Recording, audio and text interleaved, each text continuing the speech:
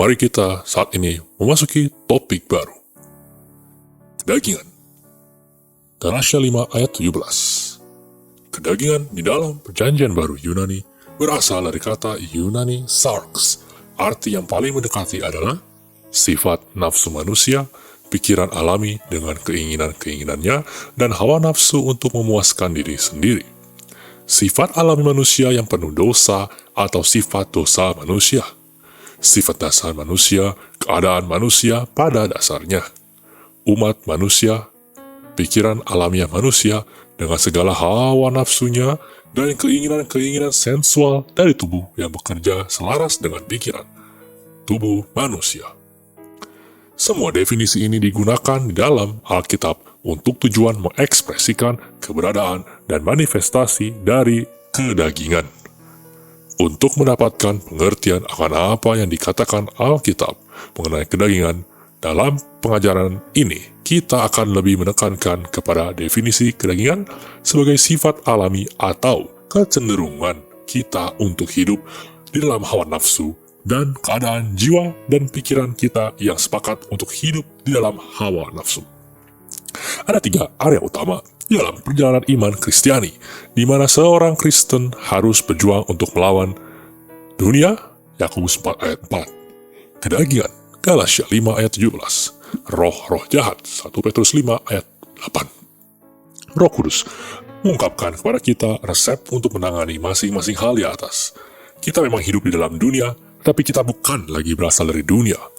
Oleh sebab itu, kita harus mengarahkan mata dan hati kita kepada hal-hal yang dari atas.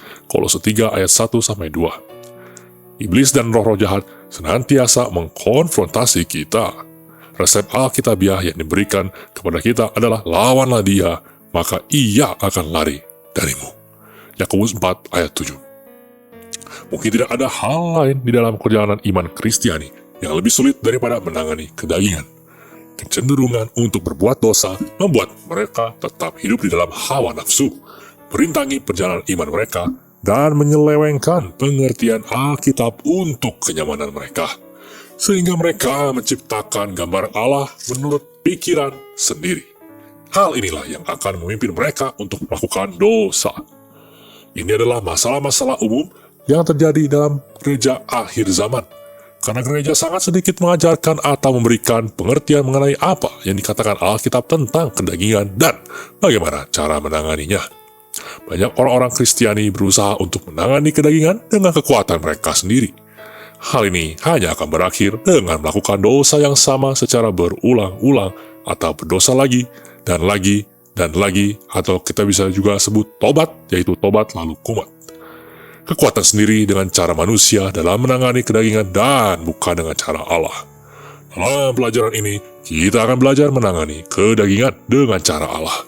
Pertama-tama, kita harus mempunyai pengertian penuh mengenai pekerjaan kedagingan.